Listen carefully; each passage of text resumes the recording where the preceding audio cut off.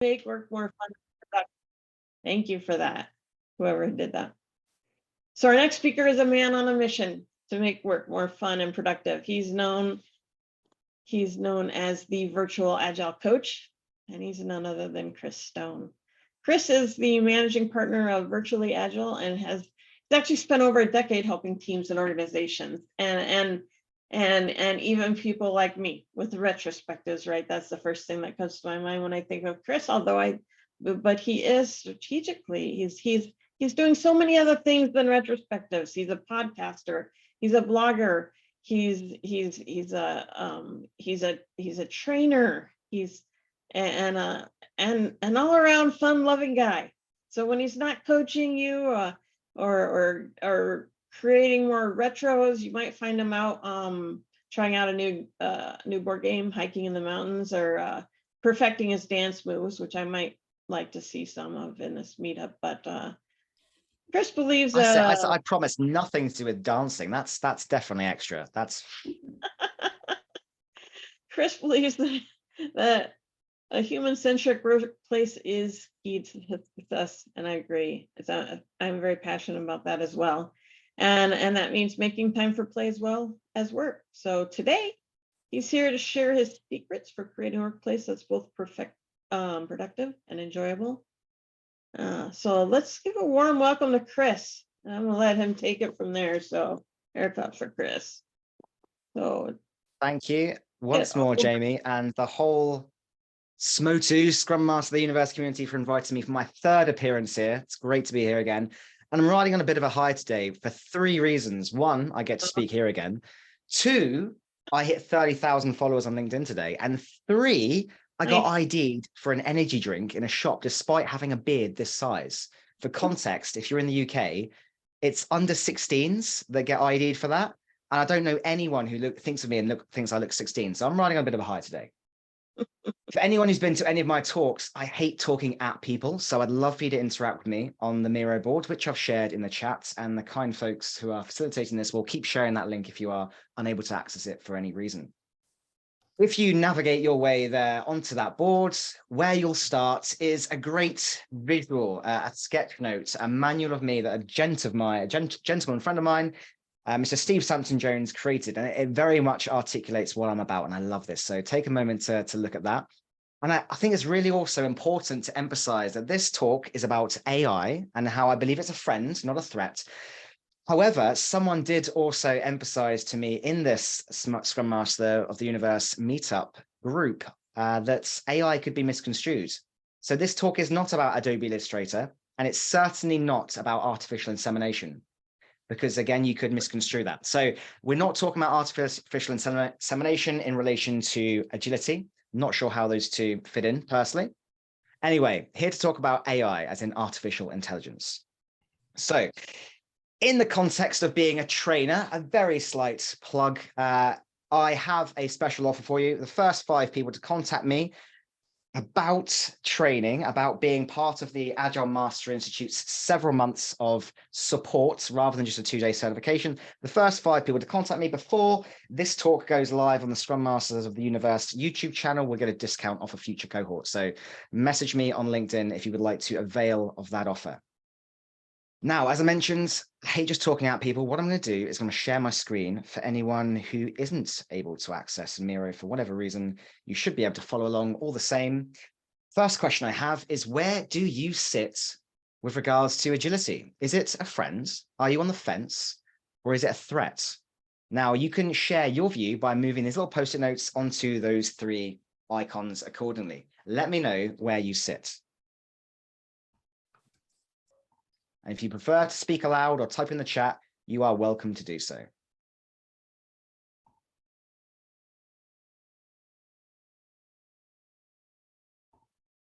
Okay, so far we've got a bit of on the fence. No one believes it's a threat yet, which is interesting. Hey, Chris, could you remind us how to turn off other people's cursors? Yeah, there's a button at the top here says show collaborators cursors. It's next to the little celebrate reactions icon. If you press that, everyone else will disappear. Thank you.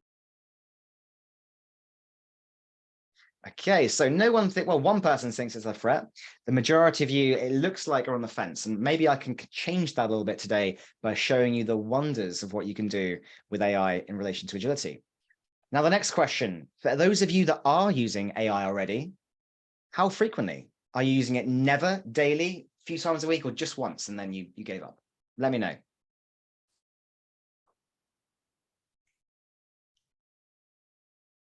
Okay, a couple of people a few times a week. A number of you have never used it before. Okay, interesting. Now, whilst you're doing that, just begin casting your mind. Oh, hello, sorry. I was going to say, then you're in the right place if you've never used it before. Prepare to be wowed. Absolutely. I'm going to hopefully blow your minds, because trust me, You will. when I first discovered this, it blew my mind. You know, it's not perfect, but it's so powerful. And I firmly believe that the only limit to it is your own creativity. So I will hopefully, again, let you know how you can use this throughout the day. Now, begin casting your mind over thoughts. What words come to mind when you think about AI? Add your thoughts on these post-it notes. Speak aloud if you feel comfortable doing so. Type inside the chat, however you prefer to share.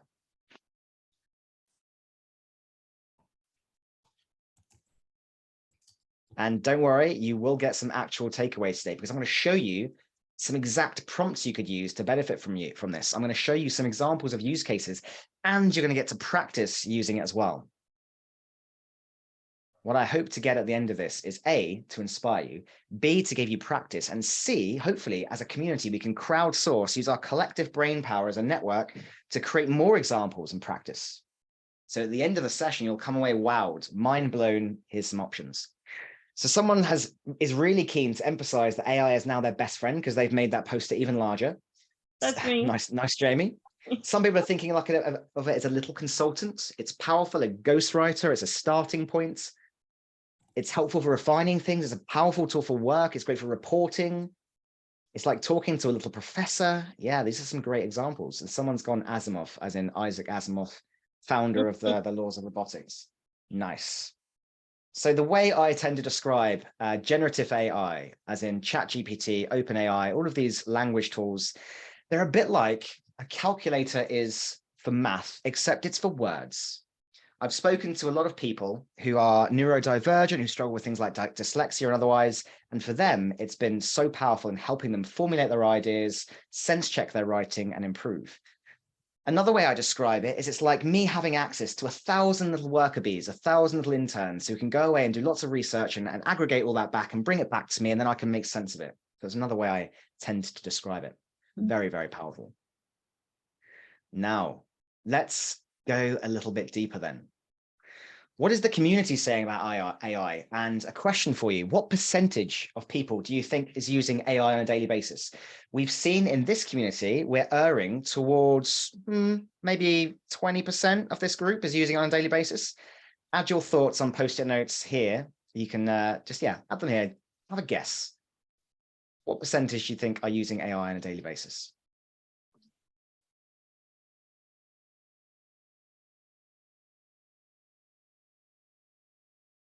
10, 22, 1, 35, 5, 25. Okay, lots of ranges. Let's find out what they said. If someone could remove their cursor from my space that's blocking that. There we go. Currently, according to a LinkedIn poll of 394 people, daily is about 18%. Occasionally 51%, 28%, and never. Okay, so it's still not quite taken off. There's still room for it to be added to people's everyday use. And again, I'm hoping to show you how it can be used on everyday use today. But let's dig even further. Let's hear what some other people are saying. Some people, Kylie Kirk uses it to write poems about jacket potatoes, the best use case I've ever heard for using generative AI. Some people are using it to rewrite things, i.e. they've thought about the core message they're trying to convey, they write a few sentences, and then they ask ChatGPT to rewrite it, either informally or formally. So it can be great for replying to emails. It can be great for those blinking cursor moments when you're stuck trying to think of a word to say. Some people are using it for high-level research, industry analysis, aggregating and grabbing lots of data and synthesizing that into easily digestible ways. Some people are using it critically as part of their workflow for everything from ideation, copywriting, suggesting user personas from a product management point of view, creating OKRs, creating session outlines for training, writing user stories, explaining concepts, meeting agendas. There's all sorts.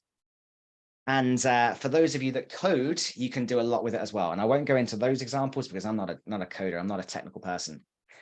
But there's so much you can do with it. Now, what I'd like you to do, and I always do this in my talks, I like to empower you to choose your adventure. So where would you like to learn about first? Would you like to hear some product ownership and product management use cases? Would you like to learn about some agile coaching or Scrum mastery use cases? Or would you like to use AI or learn about how you can learn? It's looking like the agile coaching and Scrum mastery. What did I expect from a community called Scrum Masters of the Universe? Okay, well, we'll go into this agile coaching and Scrum mastery first. So let's give you a couple of good examples. I'm going to bring everyone's attention to here on the board. Ooh, did that work? Yeah, you're following. Cool. So let's deep dive into this one. What I did is I thought, right, how could I create a 6-week plan on how to solve a dysfunction? All right, let's imagine you've got a team and you've noticed that there is low psychological safety. You believe people aren't speaking out openly. You believe there are some challenges there, and you're thinking, right, what can I do to address that? And maybe you don't have access to a community of practitioners like we are today to bounce ideas off of one another. You're not sure where to start. Well, if you typed in to ChatGPT, create a 6-week plan, including a list of experiments that could be tried by a Scrum Master trying to address a problem in their team with a lack of psychological safety, and put it in table format, it will create you a 6-week plan with lots of different options that you could try. It starts with check-in exercises, and the outcomes of that are increased understanding and empathy about your team. I do this. I put icebreakers into pretty much every meeting I do, and it starts to build empathy. It starts to build understanding about who your team is. And it also, you can ask for it to add pitfalls. So look out for things that you should be wary of when you introduce this experiment, i.e. someone might not feel comfortable sharing that story yet. You might not have the core of psychological safety yet. You might then, the week after, begin looking at some norms and expectations of the team. And that could ultimately lead into creating team charters where you establish ways of working and you are intentional about how you handle psychological safety in your team. You might not start scheduling feedback sessions. You might go on from there to schedule sessions where you celebrate success and, again, make it okay to fail. So within seconds, you could type in that prompt and it's spitting out instant ideas and a plan over when you could do it. What are your thoughts about that? And you could change the dysfunction. You could type in a different one, psychological safety. You could make it anything you wanted, and it would still spit out some pretty good examples. Yeah, and if you don't like their example, you can even say, how about another example? It's maybe Chris, you can talk about how it's a conversation. It can be a conversation. Like it is exactly absolutely that. It's exactly a conversation. So you type inside. For anyone who hasn't used it, I'm using the plus version, so it's going to be a little bit more powerful than the one you've got if you haven't got an account yet. But you basically type inside, you create the conversation, and then you can refine the conversation. You could ask it to tweak something slightly. You could say, focus a little bit more on this. And it just keeps building on it. It keeps building on your previous conversation. Yeah, I think that's where the real power is for me. And yeah, I think this might be the exact one. There we go. So you can see it. I could continue that conversation. And so you can see it goes down to week 4, peer recognition, introduce a peer recognition thing, team building activities, celebrating success. And then you might say, okay, we're going to try something different. And you can just refine that conversation. Very powerful. So imagine that you're struggling with a problem, you create a 6-week plan to do it. And then if you wanted to, you could take that example and say, right, I like option 2. Give me 5 different ways to do option 2. Give me 5 different ways to introduce option 2. And you can just keep building on what you've done previously. So it can be great to almost have a peer. It's like having a spare Scrum Master available to you. Someone mentioned a virtual assistant. It's like having a virtual version of me sat around that you can have a chat with and bounce your ideas off of. That's just one example you can use in the Agile space. How about OKRs? Who's familiar with OKRs?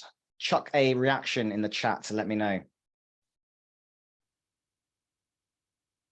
A reaction, a comment. Yeah, I can see hands up, thumbs, OKRs. I'm sure many of you are familiar with OKRs. Well, did you know you could use ChatGPT to suggest OKRs? So here are basically what I've done is I've said, here, give me 5 OKRs for a software development team that's focusing on improving their customer retention. And again, it spits out examples. Objective 1, improve customer satisfaction and retention with different key results. Objective 2, addressing their pain points in customer experience. Interview at least 50 customer interviews.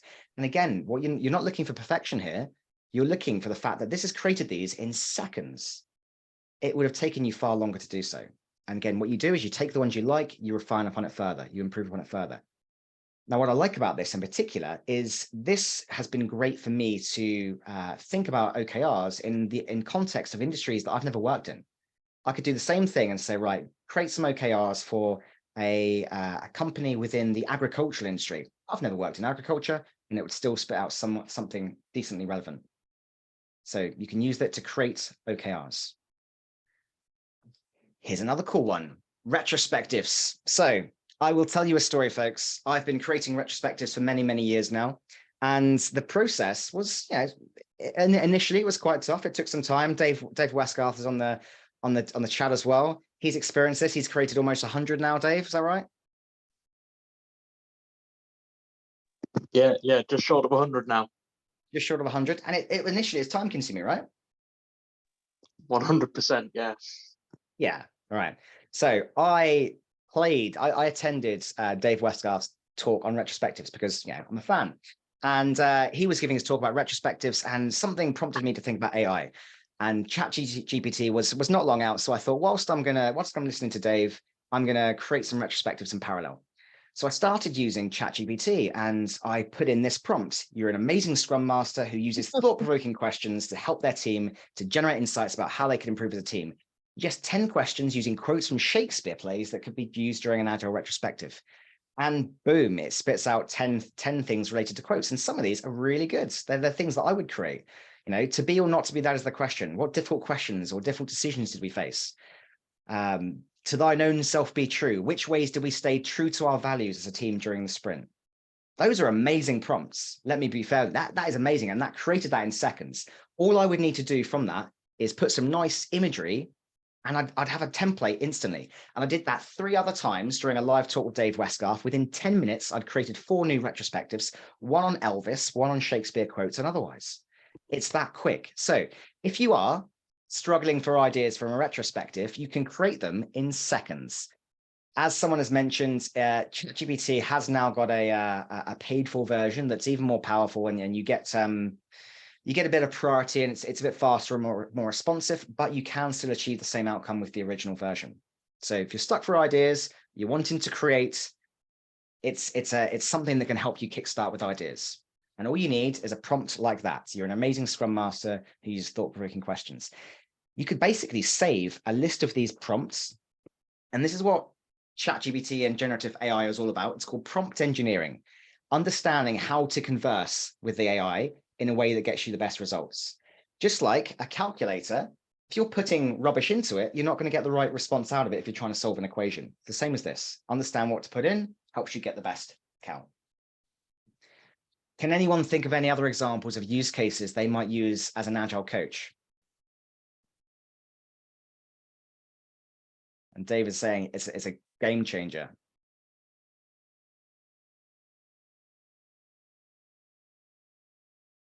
Was anyone experienced practicing with any other? Like a roadmap for you for an Agile conversion. A roadmap for an Agile transformation? Shall we find out? Yeah, I would be curious. Let's do it. Let's do it on the fly. Right. You are an amazing Agile transformation lead, and you need to create a roadmap for bringing about Agile change. Create the roadmap over, I'm going to say 2 years, because I hate suggesting it's a short-term thing. I consider Agile transformation more evolution these days, but create the roadmap over 2 years, break it down into 6-month increments. Let's just see what happens. I've not tried this. Let's see what happens. Thank you for your kind words. First 6 months, assess the current state of maturity, conducting interviews, surveys, and assessments. Create a vision, so why you're changing. Build a team of change agents. Develop a training program. Start pilot projects, right? Honestly, that's all good stuff. That is all good stuff. Those are genuine steps I would take as part of the initial stages of any transformative effort. Then it talks about expanding, including more teams. It talks about prioritizing areas based on feedback, which is, again, really impressive. It's being iterative about it. So in seconds, you've created the outline of a transformation plan that's probably far better than many scaling frameworks have. What are we thinking about that? Yeah, someone say, I'm going to do that now. Is this going to put McKinsey out of a job? Wow. Yeah, love that response. So we've learned that it can help you build retrospectives. We've learned that it can help you create OKRs. It can help you tackle a specific dysfunction. It can help you create a transformation roadmap. How You about can use it to goals? test your coaching abilities. Yeah, so you could put in some scenarios and you could have it coach you. Agile framework, question mark. What do we mean there?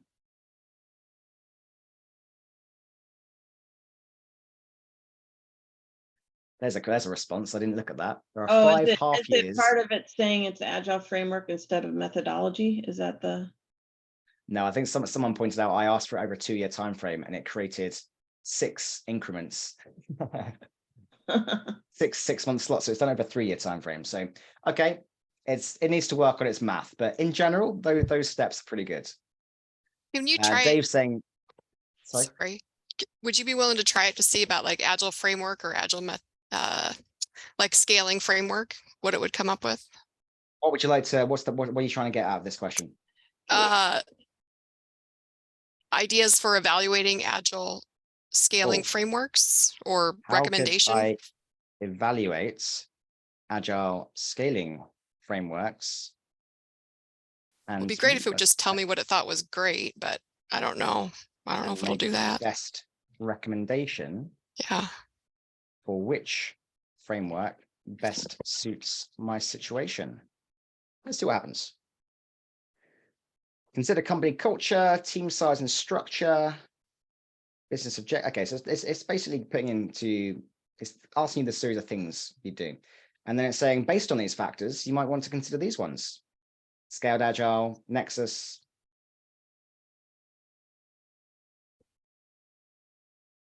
So I think to be able to get it to answer which one is most appropriate, you'd probably need to give it a bit more. You'd probably have to refine and play with this a bit more. Give it some more information. Yeah. Thank you, Chris. No problem. All right, so we've explored some agile coaching specific ones. Let's just take a quick look at some product ones because I think they're amazing as well. So let's give you an example. Everyone's doing my screen. Suggest 10 user stories for a food delivery app that helps customers find food that meets their specific dietary requirements, e.g. vegan or gluten-free. And again, in seconds, it will spit out 10 examples of user stories. As a customer who's trying to build muscle, I want to be able to filter the menu to show only options that are high in protein, so I can easily find meals that fit within my dietary requirements. That's probably a genuine user requirement for a certain subsection of society. There's people following a paleo diet. Maybe they want to filter by that to show options that fit their needs. You've got specific low carb. Again, it's just created ideas that might get you started with the stories. Now, again, the important thing is a user story is the beginning of a conversation. It's negotiation, and this is not designed to replace a customer conversation. Absolutely do not do that. But perhaps using this alongside your customers could be very powerful as well. You might use it to co-create a list of user stories that meet their needs. But again, it's the ideation. It's getting you to that point. Yesterday, I asked it to generate a Beyonce song to provide inspiration for developers to prioritize code reviews. I love that. That's an innovative way of using ChatGPT. Did it work? Did it inspire them? Definitely got everybody's attention. It got their attention, and that's half the battle. Yep. Okay. Awesome. Now, who's experienced a situation where someone comes to you and says, oh, I need this, but they only give you a one-liner? They just give you a one-liner requirement in an email. Anyone experience that? Yeah. So you can use that and you can auto create a bunch of user stories in the user story format. And again, you don't have to type it in the way. So take this, able to see state of my order becomes, as a user, I want to be able to see the state of my order so that I know it will be delivered. Instant user story creation. How about then converting user stories into a BDD format? If you've got a bunch of stories written in the user story persona, you can automatically convert them into Cucumber language that can be put into your test systems. Again, not perfect, but slight tweaks saves you a lot of time. And then how about splitting user stories? So you've got an original story and you want to make it even more granular. And we're still using the food delivery app, the customized food delivery app. As a gluten-free individual, I want to be able to see which restaurants offer gluten-free options. That is split more granularly into a further 5. Again, the prompt is make it more granular, smaller stories, and it does that. So again, it can be a great way of splitting user stories and helping product people. And this one's pretty cool as well. So you're ideating, you're trying to create a product, trying to create a vision for your product. You could get it to create a tabular formed business canvas model for, again, for the same food delivery app, and it turns it into something. So an instant canvas. So mine being blown, right? The whole time I'm using this, the more I think about it, there's more stuff that you can do. And then let's just have a couple of examples of inspiration. So let's say you have identified that you want to improve in a certain way. You've got an area of focus. You're thinking, right, I need to work on my facilitation skills. You're a world-class trainer helping Agile professionals to learn and develop in their career. Suggest 5 books that will help. And it gives 5 good examples of books that will help with facilitation. You've got the Facilitator's Guide to Participatory Decision-Making by Sam Kaner, Agile Retrospectives, Esther Darby and Diane Larson, future guest, and from Esther and Diana, I'm happen to be spending time with next week in Czech Republic, which would be very nice. But this is great for just creating personalized recommendations as to your areas of focus. And then how about summarizing large information? You know, we go on, let's say we're trying to find information these days. We go on Google. We have to find the web page that looks most relevant to us. We then click into it. We've got to read through all the nonsense at the beginning because the good information is never in the beginning. It's always halfway through the article after someone's told you their life story. You could basically copy and paste a whole article into this and ask it to summarize it in 5 key bullet points, and boom, summarize information that's relevant. So again, can help you with learning. And then how about teaching you? So what if you don't know what psychological safety is? Provide a clear and concise description of what psychological safety is and why it's important for high-performing teams. Reference any particular publications.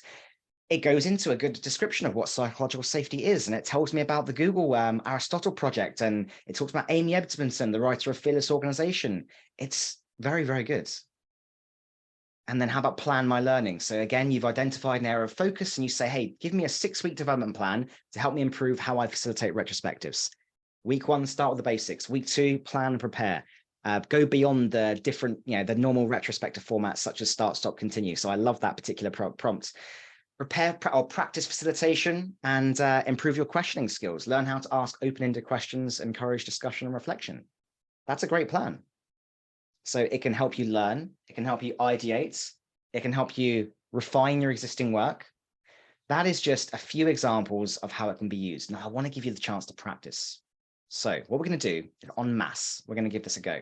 I don't think we have 20 minutes now, but I would like to challenge you to see how many ways you can unlock AI and crowdsource data use cases and just ultimately practice using this. So you will need an OpenAI account. If you don't have one, if you click this button here, it will take you to their website. Just sign up with Google if you feel comfortable doing so. Otherwise, just observe the magic as it happens, okay?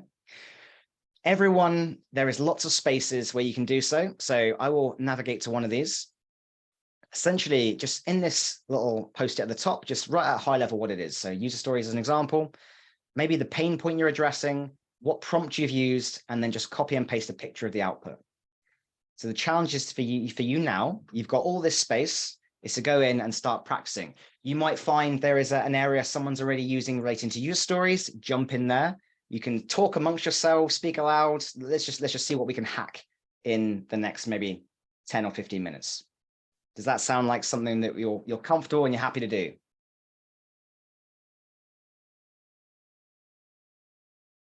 Are there any questions? I can see someone's already starting. In fact, what I'll do is I'll just make sure that these areas are locked. Give me a second. So they're not moved by mistake. I think it's because I duplicated this template earlier and forgot to do that. Voila, they are now locked. So yeah, over to you. All of these post-it notes are editable. Find a space, find a topic you're happy practicing on and give it a go. Jump onto AI. I will keep hacking and join you. So if there's a topic that you want me to do, because I've got an axe, I've got the link, feel free, and I will start doing it live with my extra plus version, and we can see what we can come up with.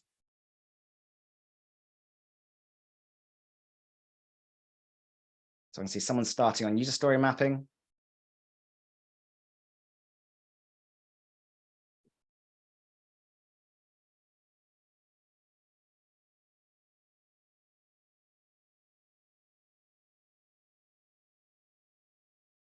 There is a great article by Stephen Wolpers, by the way, some more examples of how it can be used. I'm glad this has expanded your mind with regards to the possibilities with ChatGPT or OpenAI. It's just, I genuinely think this is probably the biggest technological advancement of the past decade. Choosing an agile framework, someone's going that, evidence-based management.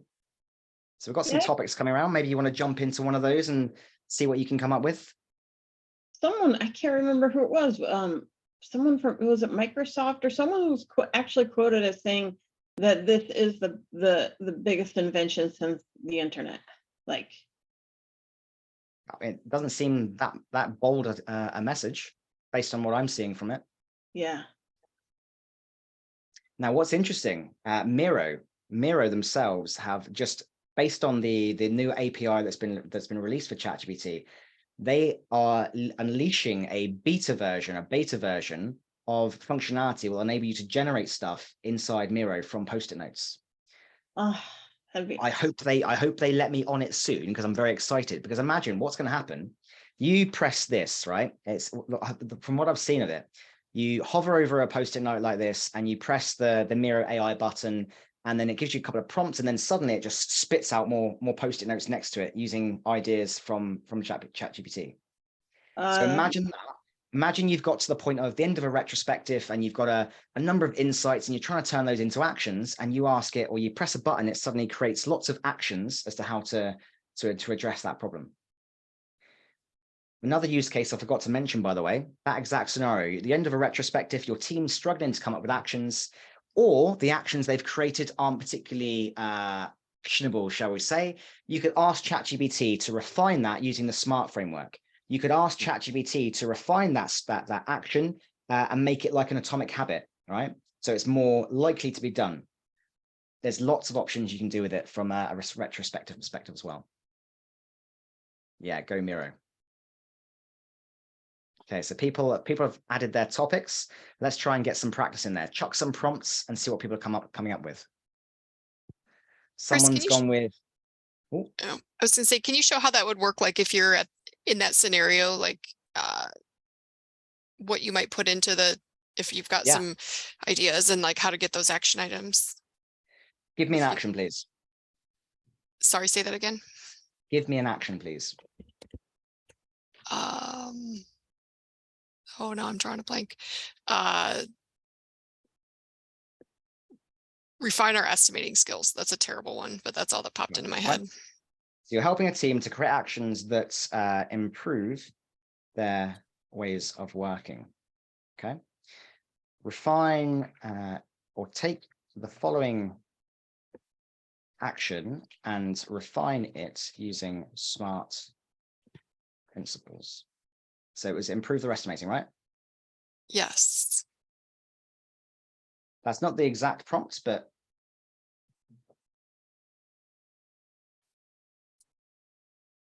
so to make it specific, we're saying, right, we want to improve our accuracy against completion dates. We want to improve accuracy by a certain percentage by a certain date.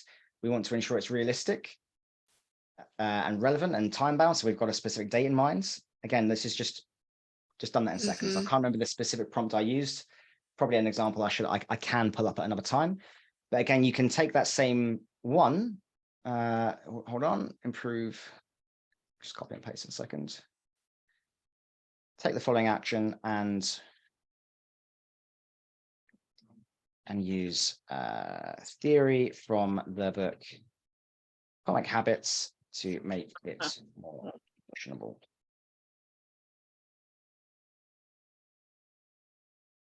Start with small improvements. So one of the principles of Atomic Habits is make it easier.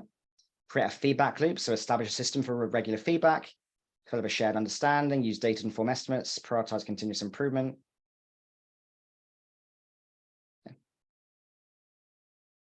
Thank If you. I was being even more specific, I would mention the principles of atomic habits that I would like to include in there. Mm-hmm. And what's in the feedback loop, right? Is it like something like something to get them hooked, a cue? Yes, there's a cue and a trigger. So Yeah. you tend to perform habits and behaviors based on a trigger or a cue happening first. As an example, you wake up in the morning and you might instinctively grab a coffee because you've seen the coffee machine. And it's not because you want a coffee, it might be just because you've seen it first. Or there is a certain visual reminder on your desk that tells you to do a certain action. So building your environment in a way that regularly reminds you to do good behaviors is quite powerful. But equally, if you want to remove bad behaviors or bad habits, remove the cues from your environment. So yeah, if you habitually do something because you see something, try and remove that from your environment so you don't see it anymore. Let's take a look at what people are coming up with then. So someone's gone into facilitation steps for new Scrum Masters and story mapping. And look at some examples. Refining a story map, breaking down, so over a series of weeks, a roadmap to continuously improve their process of story mapping. Okay. Taking someone through their first story mapping session. Here are the prompts to provide the best approach, and it explains the concept, that's the stage, defines the user journey, breaks it down into epics. It's good. What else have we got? That was my example. LinkedIn post topic ideas. Yeah, that's a good one. Create a list of potential topics I can use as a teacher, transition to a Scrum Master. From teacher to Scrum Master, how I applied my teaching skills to agile methodologies. For anyone's awareness, ChatGPT is massively being used by the marketing industry as a copywriting aid. So it can definitely be used for that.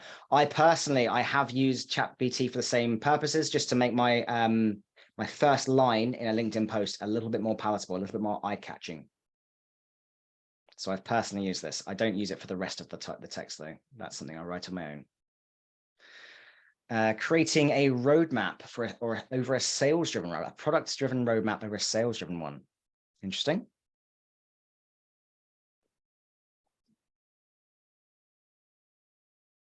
Is anyone particularly keen to share a relevant example they've discovered and would feel comfortable speaking aloud about it?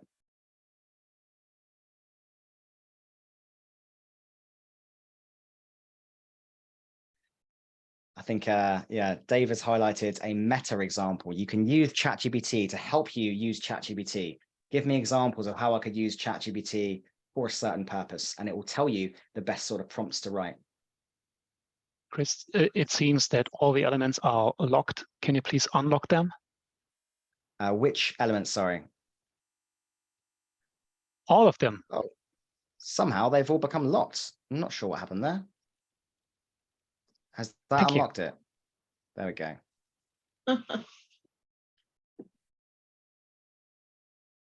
Well, my daughter and I used it to help us craft she was applying for a job and had an interview. And so she wanted to write her thank you note. And so she asked ChatGPT for some help on what she should write in a thank you note based on her resume and the fact that it was a teaching job, the job. And you have reminded me, Jamie, of ways that job seekers you can use it. So nobody likes writing cover letters, and to me, they're an absolute waste of time.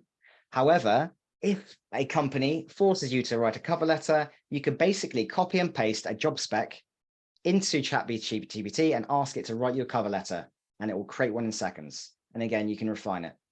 So you can use AI to work against the big companies that use AI to filter out your own resumes. Yep. And I've used it also just recently. I was writing a case study, and so then I just put the section by section. Sometimes if you give it too much, you overwhelm it. It does have a limit that might be reached after 4 or 5 pages of text. But I put sections in and said, proofread this section, and it gave me the proofread. Didn't change anything, just look for grammatical and and then mistake and punctuation mistakes. And then I said, now, what advice do you have for improving this? And it would give me actual, like, you might want to think about this, or you're using first person voice here and third person, whatever. It finds all these things that you don't think about. Absolutely. So what ChatGPT does is it scales back people's ability to spit in hundreds and hundreds of pages of text because it doesn't want to overwhelm the system. So it can limit the amount of text you can put in. Again, the more, I think if you've got a paid license, your limit goes a bit higher. However, in general, it's a good idea to just maybe create a couple of paragraphs at a time and then do it and get it to summarize and work from there like you described. Yeah. I'm conscious of time. It's a poor use of my own passions and expertise in the area not to reflect and almost retro a little bit on this talk itself. So the question I have is, will AI become your new personal assistant? You can share your views here. Drag and drop accordingly. Has this changed for you since the beginning of the session?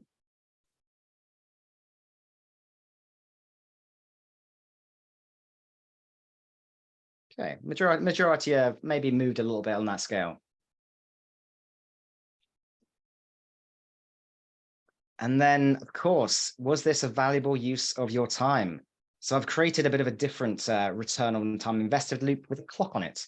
At the top, it is the best use of my time. 3 was not a great use of my time. 6, it was okay. 9, it was a great use of my time. Drag and drop a post-it note there accordingly, and feel free to add a few comments inside to let me know how you felt about this session. Again, it will help me with continuously improving the way I do these workshops. Any feedback is welcome.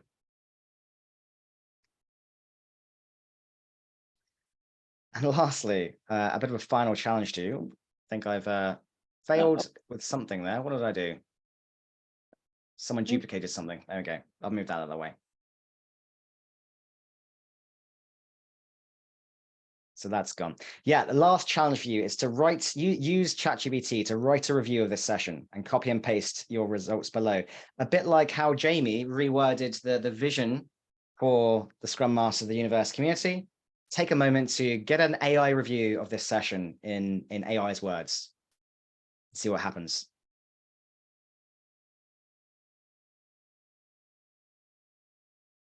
And then once that's done, I'm going to point you towards a few more things about me that you might find useful. And then we will wrap up.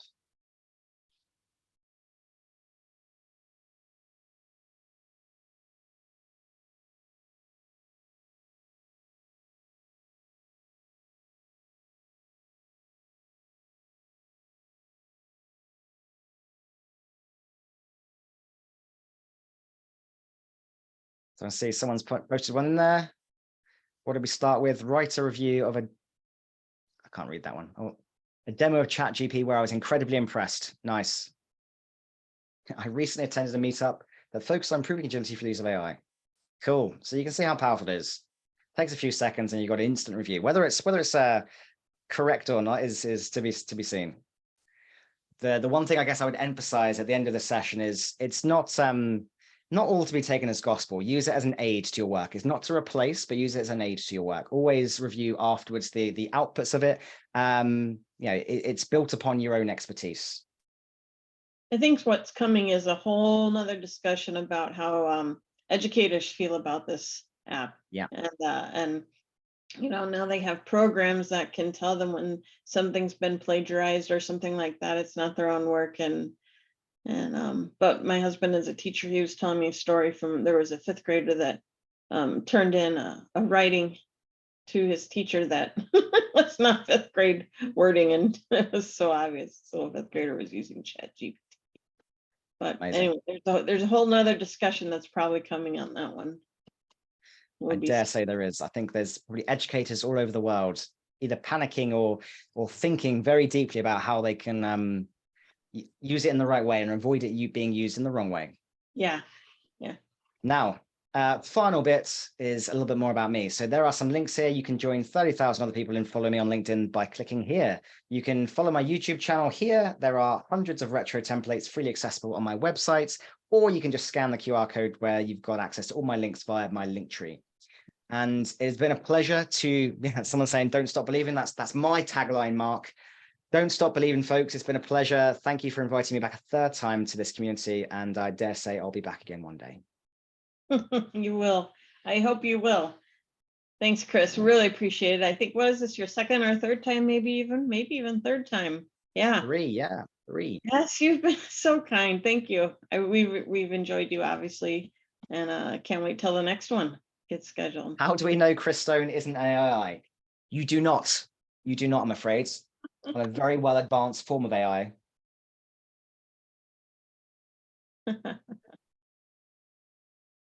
And for It's everyone been a else, pleasure, folks. Till next time. thanks for coming. We really appreciate it. And we hope to see you at a future event. Here's my ID, Jeff. Okay. Jeff, thanks for coming again. Our surprise visitor. Really Remember, appreciate the first 5 people to message me get a discount on one of my upcoming Scrum Mastery several months coaching cohorts before this video goes up on the YouTube channel. So however long it takes our new tech specialist, Donna, to get it online, message me on LinkedIn. Donna gets to put it online. Do that. She's really jumping in the deep end. A race against Donna. Yes, let's get ready. All right. Thanks, everyone. Thanks, Bye. everybody. Yeah. Thank you. Everybody have a great weekend. You too. Bye-bye. All right. Bye, everyone. Bye.